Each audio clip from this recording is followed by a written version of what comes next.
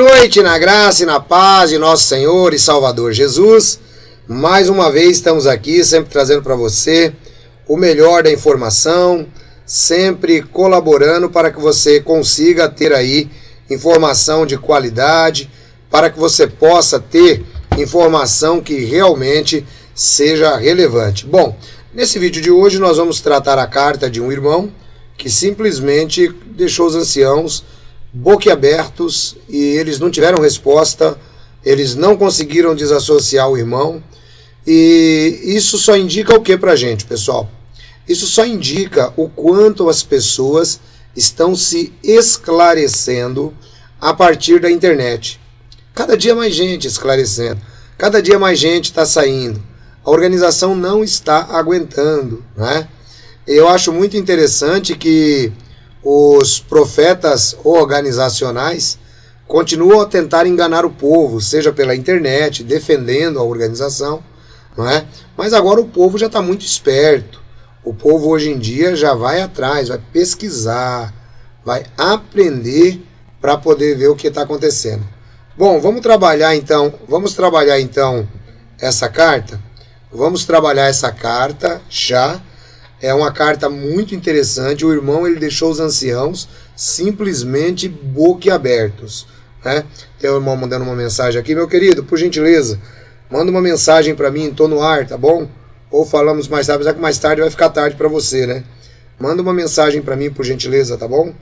Deus te abençoe, tô no ar, vamos assistir um vídeo aí, fica na paz. E aí, pessoal, o que aconteceu? O que acontece é o seguinte: o irmão, ele deixa os anciãos simplesmente boquiabertos, eles ficam sem resposta, eles não conseguem desassociá-lo e eles ainda têm a cara de pau de dizer para ele que eles não vão responder. Simplesmente isso. Simplesmente isso.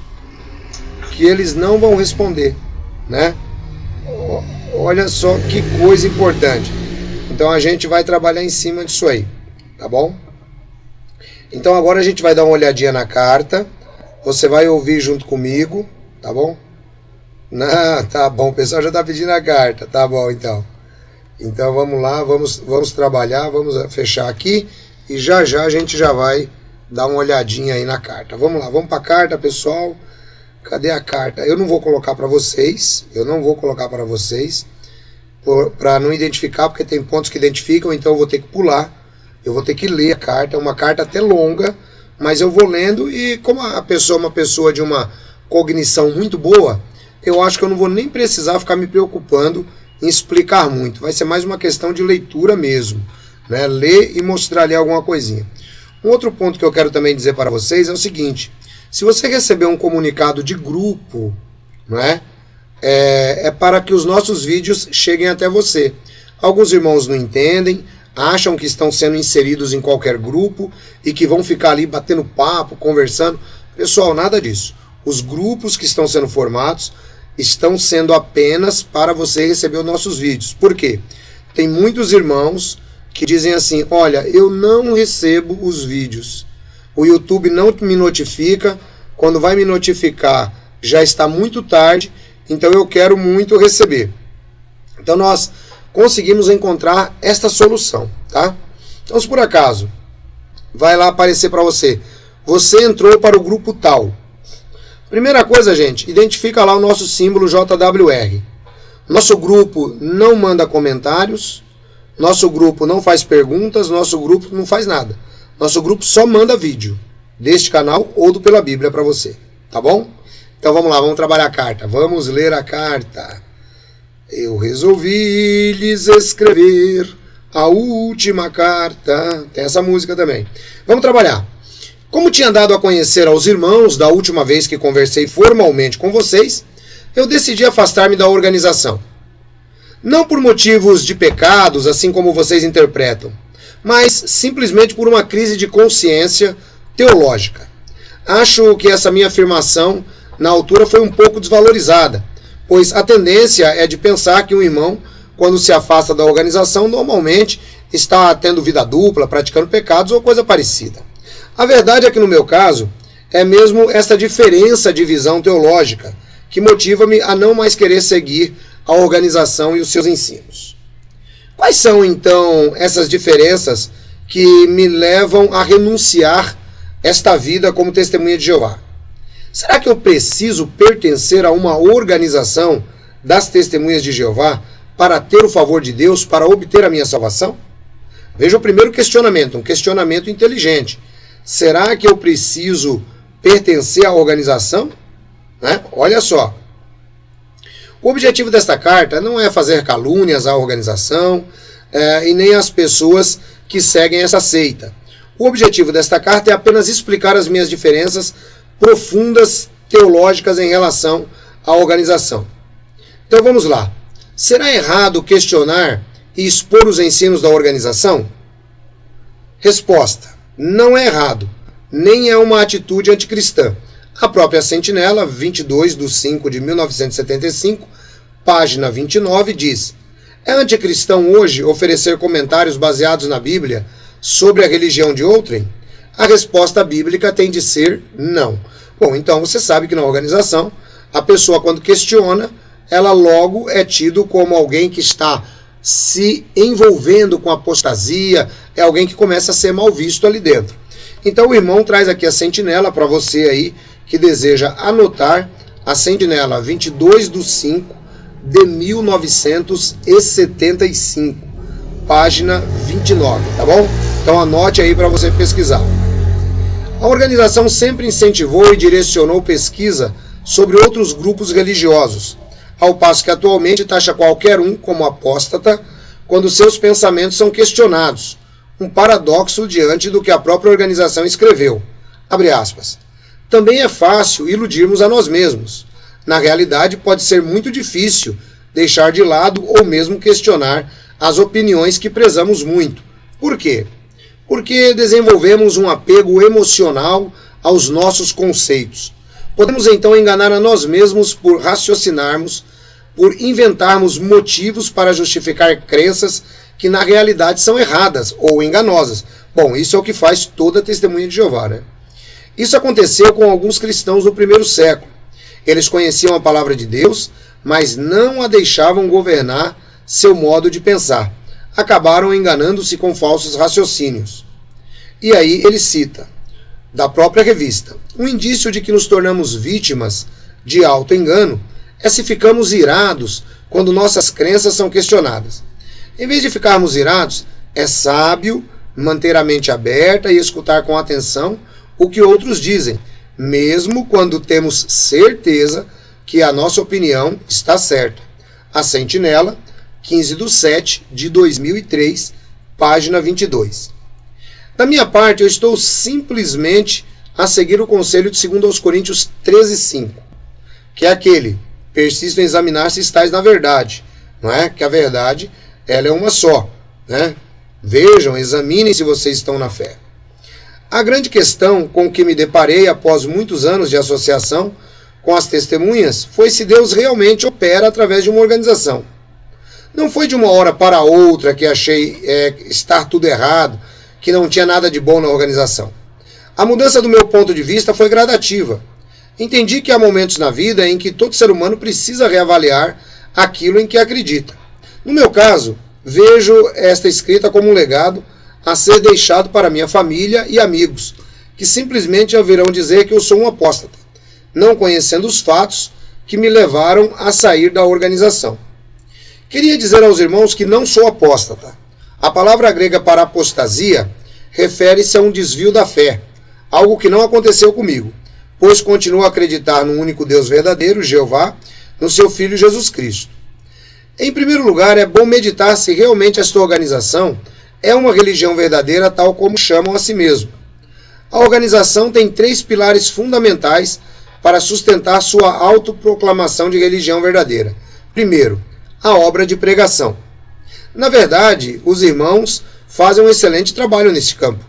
Eu acho que é uma bonita obra, pregar a palavra de Jeová. Mas serão os únicos? Na verdade, qualquer pastor de igreja que hoje em dia, através das redes sociais, publique um vídeo a falar da palavra de Deus, já está a pregar. Qualquer crente em Cristo que fale de Jesus a colegas de trabalho ou a vizinhos já está a pregar. Mas aí entra o argumento, de casa em casa. Mas nem esse argumento é exclusivo das testemunhas, pois os mormons também pregam de casa em casa, nas ruas. Serão eles também a religião verdadeira? Aqui o irmão coloca um ponto bastante interessante, e eu acho legal porque esse argumento de pregar de casa em casa, ele não é sustentado nem nas escrituras. Primeiro que Jesus não pregava de casa em casa, primeiro que o apóstolo Paulo não pregava de casa em casa. Tá? Quando você vai examinar o texto, fazer um exame mais profundo, que eu recomendo o Raymond France, no livro Em Busca da Liberdade Cristã, que você inclusive pode baixar, pega ali o capítulo que você vai ver o capítulo onde Raymond France trata acerca da questão do de casa em casa. Você vai perceber que não era bem isso daí que eles tentaram ensinar para você. Se você pegar Mateus capítulo 10, Jesus é muito enfático. E não estejais indo de casa em casa. Então, existem controvérsias aí, né, conforme o irmão colocou, e não só as testemunhas de Jeová. Vários grupos religiosos, inclusive aqui no Brasil, a seita da Igreja Universal vai pelas casas, os mormons vão nas casas, e outros grupos também. Segundo ponto, o amor. O amor realmente existe dentro dessa organização. Tem irmãos muito bondosos, e a organização incentiva os irmãos a demonstrarem amor. Mas será que isso dá autoridade para pensarmos que nas outras igrejas não existe amor? Bom, aqui o irmão foi muito amoroso, né? Porque amor na organização você vai começar a conhecer a partir de agora que você está saindo. Agora é que você vai ver o amor, né? Porque amor, ele não pode ser condicionado a estar em um grupo religioso. O amor tem que ser uma atitude que vem do coração. Agora que o irmão saiu, o irmão vai conhecer o que é o amor das testemunhas de Jeová. Temos que ter cuidado com os julgamentos que fazemos, de fato. Também neste ponto não há exclusividade dentro das testemunhas de Jeová, pois muitos crentes de outras igrejas têm amor entre si. Ou seja, os cristãos de fato têm amor entre si, os cristãos se ajudam mutuamente em épocas de necessidade, ajudam a alimentar pessoas com fome, coisa que as TJs não fazem, né? Ou serão todas as pessoas com falta de amor? Fica a critério de cada um julgar, mas cuidado ao julgar os outros sem os conhecermos. Terceiro, invocar o nome de Deus. Bem, para muitos irmãos, este é o ponto mais forte. Somos os únicos que conhecemos e invocamos o nome de Jeová. Vou contar uma experiência que eu tive quando eu era mais jovem. Fui na pregação, dei testemunho a uma senhora e revelei o nome de Deus para ela. Para meu espanto, ela já sabia que Deus se chamava Jeová. Na altura, fiquei muito surpreendido, pois na minha cabeça, só o povo de Jeová conhece seu nome. Acho que é assim que muitos irmãos também pensam. Bom, isso que ele falou aqui é uma grande verdade. Quando eu saí da organização, que eu comecei a visitar algumas igrejas, para minha surpresa, comecei a ouvir os hinos da harpa que tem o nome Jeová. Comecei a ouvir pregações onde o pastor falava o nome Jeová. E eu fiquei pensando, eu acreditei minha vida inteira que era só a gente que sabia. Aí pensei comigo, como eu era bobo. Hoje vejo que era mais bobo ainda, porque o número de pessoas que utilizam o nome Jeová fora as testemunhas de Jeová é muito grande. Qual é a diferença? A diferença é que as pessoas, os cristãos, não usam o nome Jeová como talismã, assim como a torre usa, né, e como marca registrada. Essa é a única diferença, né? Acho que é assim que muitos irmãos pensam também. Mas a realidade é que o nome Jeová é bem conhecido e proclamado por outras igrejas. Com o conhecimento que eu tenho hoje, eu digo mesmo que isso é algo básico para muitos crentes. O nome Jeová é bem conhecido e usado por denominações religiosas e também de criticarem o que eu digo. Pesquisem, não julguem, investiguem. Então posso ver que, apesar desta organização cumprir esses 3 requisitos bíblicos, elas não têm sua exclusividade. Se não são os princípios bíblicos cumpridos exclusivamente por elas, logo cai por terra a proclamação, que são diferentes de todas as outras nesses 3 pontos. Agora vamos dar uma olhadinha na origem da organização. As origens são importantes, a própria organização salienta isso, quando, por exemplo, algumas festividades e práticas comuns são proibidas devido à sua origem pagã. Quer dizer, então, que se as origens da organização não estiverem limpas da corrupção, invalida a autoproclamação de ser a única religião verdadeira? Sim. A origem desta organização leva-nos até Charles Taze Russell. Poderá um homem que acreditava nas pirâmides do Egito ser escolhido por Deus para fazer a sua obra? Poderá um homem associado, aqui eu vou colocar uma aspas porque existem algumas controvérsias, à maçonaria ser escolhido por Jeová para revelar verdades bíblicas, né? Aqui eu coloco um parênteses, né? Porque a gente não tem uma prova cabal, né, da associação de Russell com a maçonaria. Ele flertava com a maçonaria, né, mas parece que nem com a maçonaria do Grande Oriente não era. Ele deveria flertar com alguma loja profana, né, como os maçons dizem. O Eric sabe melhor o termo aí, lojas que não são oficiais, né? O apóstolo Paulo também perseguiu os cristãos, mas quando Jesus apareceu a Paulo, ele imediatamente mudou radicalmente suas crenças, pois o Espírito de Jeová estava sobre ele. Quando alguém recebe o Espírito Santo da parte de Jeová, a mudança é imediata. Mas ao contrário disto, Charles Taze Russell nunca mudou suas crenças nas pirâmides do Egito, nem sua ligação à maçonaria. A publicação das Testemunhas de Jeová Proclamadores do Reino de Deus, na página 201, revela isso mesmo. Ela menciona que Russell, por 35 anos, acreditava que a Grande Pirâmide fosse a pedra do testemunho de Deus e que confirmava os períodos bíblicos. E a fé dele nessas pirâmides era tão grande que seu túmulo é uma pirâmide, igual a de Gizé. E nela contém também a cruz e a coroa, símbolos da maçonaria. Bom, o túmulo de Russell, todo mundo sabe, ele está mais ou menos a 7 metros da pirâmide, segundo o que eles falam. A pirâmide foi destruída, mas também existem controvérsias. Existem alguns que dizem que os ossos de Russell realmente estavam debaixo da pirâmide. Tá bom, pessoal? Que aquela lápide colocada ali foi apenas um disfarce. Bom, aí eu não sei, mas o que o irmão citou está aí. O corpo governante conhece isso muito bem e tem vergonha de suas origens. Por que digo isso? Pois em 2021 a Sociedade Torre de Vigia mandou destruir o túmulo de Russell para construir outro ou em que não apareça nenhuma pirâmide. A Sociedade Torre de Vigia quer apagar sua história, sua origem. É isto que revela esta decisão. A Bíblia é tão clara quando diz que apenas o Pai sabe o dia e a hora do vindouro grande dia de Jeová. Como pôde então Charles Taze Russell ter uma sabedoria tão grande para desmontar mentiras bíblicas da cristandade, como o inferno de fogo, mas não teve sabedoria para conhecer essa verdade bíblica tão simples, de que aquele dia apenas Jeová sabe quando viria? Ele não teve discernimento para esta verdade bíblica, ou não quis.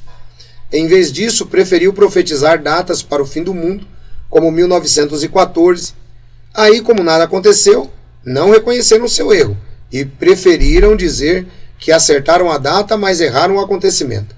A data estava certa, pois Jesus agora é rei nos céus. Apenas mudaram o acontecimento, segundo eles, né? Além disso, Jesus é o caminho, a verdade e a vida. Nossa salvação depende exclusivamente de Jesus e de Jeová. Ele é o único mediador. Nossa salvação depende de nossa fé nele e em Jeová. Nossa salvação não depende de pertencer a uma organização, pois isto é colocarem-se no lugar de Cristo. Com certeza, Jeová irá salvar muitas testemunhas de Jeová, católicos, protestantes, etc., pois a nossa salvação e julgamento será individual e não em grupo. Aí ele cita aqui Atos 17, 31. Tem sido ensinado que Cristo é somente o mediador dos cristãos ungidos, e a base é a 1 Timóteo, capítulo 2, versículo 5. Minha resposta biblicamente sobre este assunto é que Paulo, no contexto, falava de se fazer orações por todos os homens, inclusive pelos em altos cargos, indicando governantes humanos, e depois completa escrevendo sobre um só mediador entre Deus e os homens. Será que havia ungidos em postos governamentais nos dias de Paulo?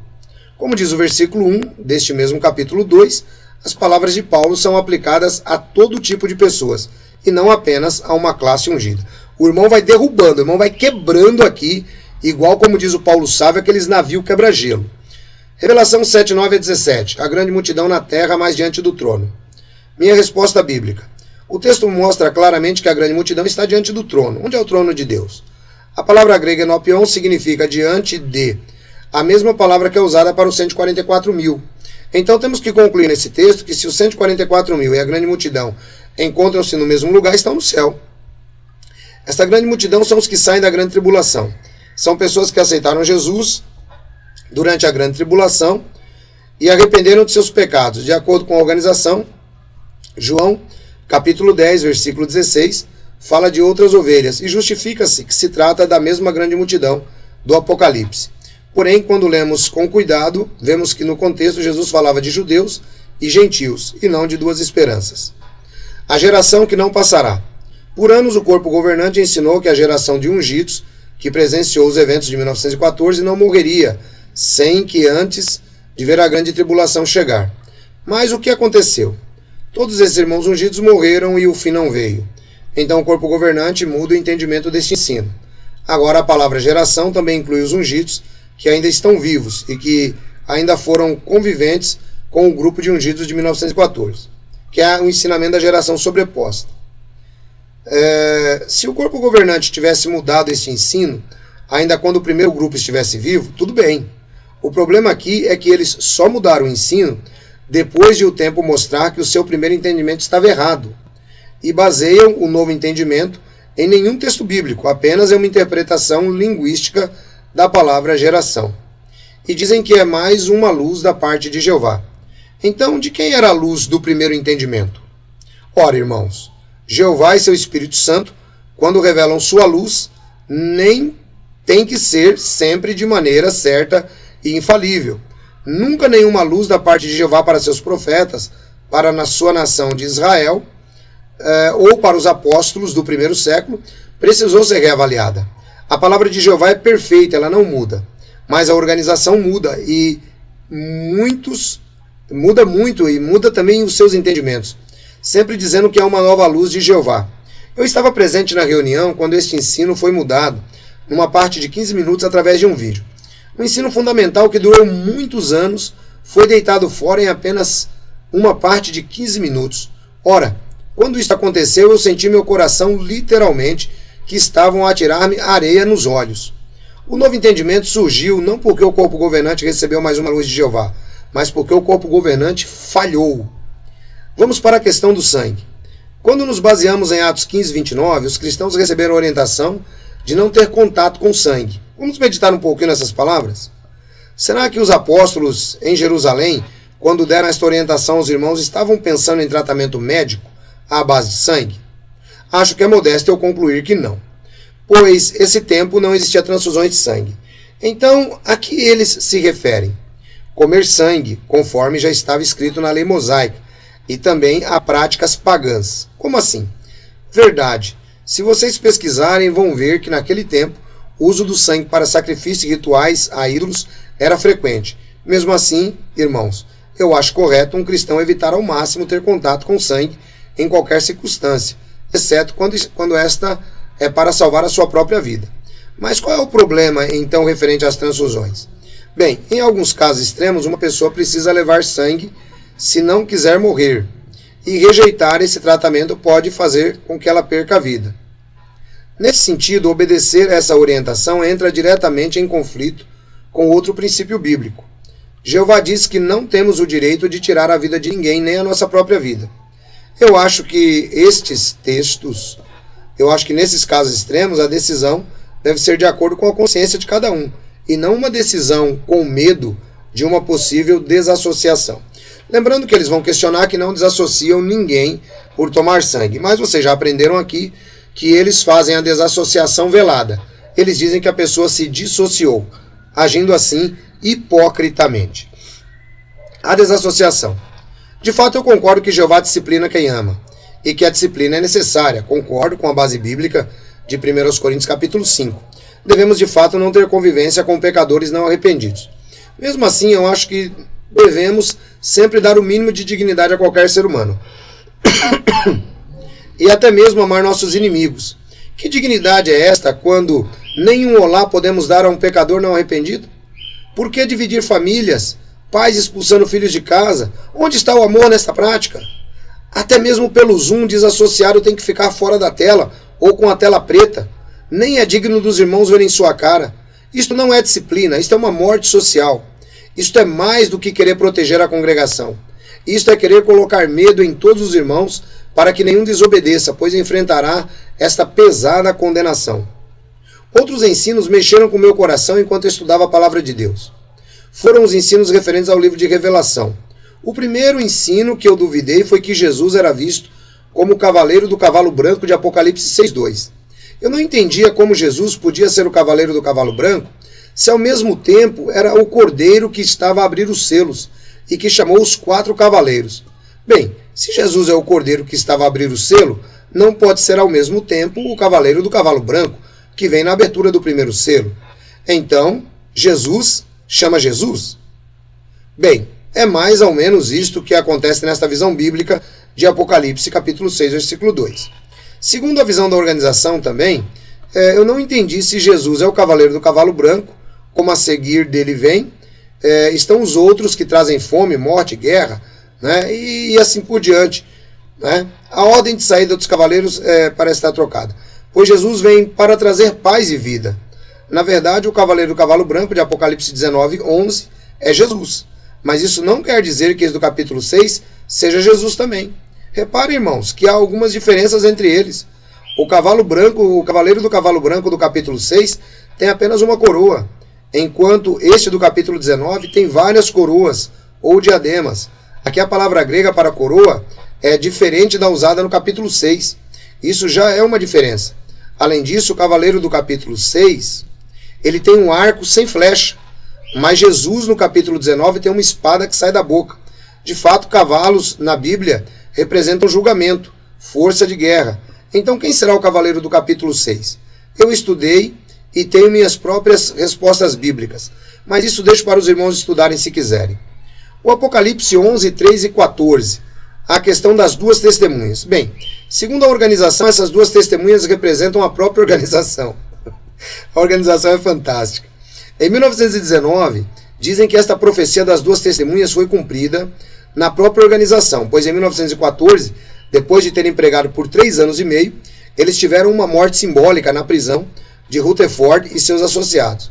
Mas em 1919, eles voltaram a viver e foram designados como escravo fiel e prudente. Bem, irmãos, eu não entendo como essa passagem bíblica pode ser interpretada dessa maneira. Não tem base bíblica nenhuma, não existe nenhum sentido. Então quem são as 2 testemunhas? Malaquias capítulo 4, versículos 5 e 6, a profecia de dupla referência diz lá que Elias ia ser enviado antes do grande dia de Jeová. Primeiro referencia João Batista, pois ele veio fazer o ministério de Elias. Mas Elias virá mesmo nesta segunda referência a eles na grande tribulação. Apocalipse 11:6 diz que eles vão pregar durante 3 anos e meio, 42 meses, 1260 dias. Durante esse tempo os céus irão se fechar e não vai chover. Quem é que fechou os céus e não choveu por 3 anos e meio? Foi o profeta Elias. Ao mesmo tempo, o milagre foi descrito aqui. Por isso, podemos concluir a base desse texto que Elias será uma dessas 2 testemunhas. Apocalipse 11 mostra que essas 2 testemunhas, além de fecharem o céu, irão também lançar pragas na terra durante os seus 3 anos de ministério. E aí depois ele cientifica aqui, dizendo que a outra testemunha é Moisés. Né? Bom, é um pensamento que o irmão desenvolveu. Né? A gente inclusive fala sobre essas 2 testemunhas no livro Tempo do Fim. Mas é lógico que a visão, a opinião, ela pode ser expandida aí para todos nós. Ok? Queria terminar com este assunto das 2 testemunhas, porque é o maior exemplo de algo que me chocou. Eu entendi que a organização pegou o livro do Apocalipse e aplicou quase tudo na sua própria história. Exatamente o que a organização fez foi isso. Além de aplicar tudo na sua própria história, não entendem o livro do Apocalipse de maneira cronológica, pois saltam de capítulo em capítulo. Acontecimentos do capítulo 11, por exemplo, já ocorreram, mas coisas do capítulo 7 ainda não, e mais exemplos poderíamos dar da questão cronológica. Isso é um grande erro. O Apocalipse é para ser interpretado de maneira cronológica, pois era assim que Jesus ensinava. Não era para saltar de um capítulo para outro. Então eu fiquei chocado como vocês foram capazes de apostatar mesmo o livro do Apocalipse, aplicando tudo na própria organização, sendo que o capítulo 4 em diante ainda nada foi cumprido. São tudo acontecimentos para depois do início da grande tribulação. Meus irmãos, Himeneu e Fileto foram descritos como apóstatas lá na congregação do primeiro século. Qual foi o pecado deles? 2 Timóteo 2, 17 a 18, mostra que eles diziam que a ressurreição já tinha ocorrido. Isso era o pecado da apostasia deles. Então eu deixo uma pergunta retórica aqui para os irmãos. Qual é a única organização religiosa que ensina que a ressurreição de cristãos ungidos já começou? Pois, dá o que pensar. Por último, um tema extra-bíblico. Por muito tempo a organização vem condenando a cristandade por sua hipocrisia. especialmente em relação a dinheiro. Nos Estados Unidos, todas as instituições não lucrativas são obrigadas a que o seu perdão, IRS seja público para serem alvos de escrutínio. Incentivo os irmãos a pesquisarem no Google este nome, Henrietta M. Halley. Vai levar-vos a um site oficial do governo dos Estados Unidos. Um site que trata deste assunto, de instituições não lucrativas. Nesta empresa, Henrietta M. Halley, podem baixar os documentos do IRS todos os anos, o mais recente é o de 2020. Podem ver lá que esta empresa tem vários investimentos na bolsa. Investe em muitas empresas. Lá encontram-se a lista de todas as empresas em que esta sociedade comprou ações. Investimento como, por exemplo, na Apple e também em muitas outras. Como, por exemplo, na indústria de tabaco, filmes para adultos ou até mesmo em empresas de armamentos militar. O documento mostra também o lucro anual da organização. Foi cerca de $800 mil. O mais interessante é que neste documento, lá na página 11, quem é o único beneficiário desta empresa de investimentos. E para o espanto de muitos, vocês vão encontrar lá o nome da Sociedade Torre de Vigia de Bíblias e Tratados. Uma falsidade? Não, não é. Usaram uma empresa com um nome que não nos liga a eles diretamente, que ninguém conhece, para fazer investimentos financeiros. E aí ele deixa aqui o link, né, do assunto. Outro assunto muito importante são os casos de pedofilia dentro da organização. Foi feita uma investigação na Austrália em 2020 sobre abusos de menores e a organização foi uma das que tinha mais casos ocultos nesse assunto. O assunto foi tão sério que um membro do corpo governante teve que prestar contas na Corte Real Australiana. Em causa estavam suas diretrizes em como tratar desses assuntos. Por isso, novas orientações têm sido dadas aos corpos de anciãos perante este assunto. Por exemplo, agora uma vítima deste assunto, quando quer expor o caso, não precisa ser mais diante de 3 anciãos, estando ela sozinha, todos eles homens. Por imposição da Corte Real Australiana, agora a vítima pode levar consigo uma irmã em que confia para sentir-se menos sozinha perante 3 homens. Irmãos, este assunto é público, não adianta negar. Quem quiser pode ver lá no YouTube o irmão do corpo governante na Corte Real Australiana a ser interrogado durante 3 horas. Por isso, cada vez mais, os alertas do corpo governante em relação à internet e à mídia. Hoje em dia, os irmãos só é ignorante quem quiser. E por isso é que a organização em países desenvolvidos, onde as pessoas têm acesso ao conhecimento, a organização não cresce. Muito pelo contrário, cada vez mais gente abandona a organização e seus falsos ensinos. Obrigado por ler esta carta e que de alguma forma o Espírito de Jeová o faça meditar, nem que seja um pouquinho, no conteúdo bíblico desta carta. Quando não se consegue matar a mensagem, mata-se o mensageiro. Então espero que não façam isso comigo. Concentre-se no conteúdo e não no título de apóstata que vão colocar em cima de mim. Que Jeová vos revele a verdade e abençoe a vossa vida. Este é o meu desejo. Bom, então tá aqui uma carta. Você vê que carta forte. Uma carta muito forte aí, onde o irmão, ele coloca de fato verdades absolutas para que a organização ela acorde. Bom, o resultado foi o seguinte, ele inclusive me mandou um áudio, eu não posso soltar agora esse áudio porque está com a voz dele original, mas o ancião disse para ele, entre outras coisas, depois eu vou trazer esse áudio para vocês darem uma olhada, eu vou modificar a voz e vou trazer, só para vocês terem uma ideia. Depois que ele mandou essa carta, aí o ancião mandou a resposta para ele. A resposta ele me dá e eu vou trazer essa resposta para vocês amanhã, tá legal? Se Deus quiser eu vou trazer essa resposta. Bom pessoal, eu quero lembrar a vocês que depois desse vídeo eu vou voltar com uma entrevista com uma irmã que também está passando maus bocados ainda na organização, tá? Esse vídeo vai ser às 21 horas. Antes, porém, eu quero lembrá-los do livro O Tempo do Fim. Gente, esse livro aqui é simplesmente fantástico.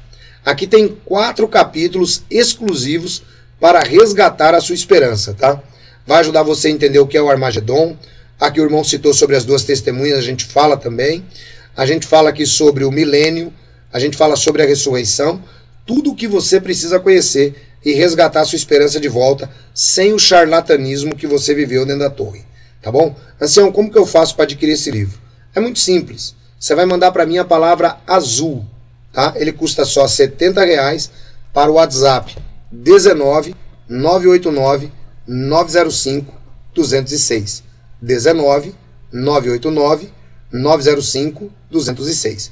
Eu quero agradecer a todos os irmãos que estão aí presentes, né? E ao mesmo tempo quero agradecer os administradores que aí estão, a nossa irmã Leila, a nossa irmã Mona Lisa, a nossa irmã Maria Pereira, nosso irmão Henrique, nosso irmão informante, o Rafael, nossa irmã Delci.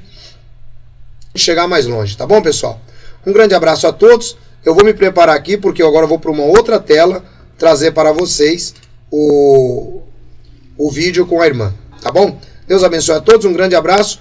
Curtam, espalhem, compartilhem ao máximo esse vídeo, que ele tem muitas verdades importantes que precisam ser discutidas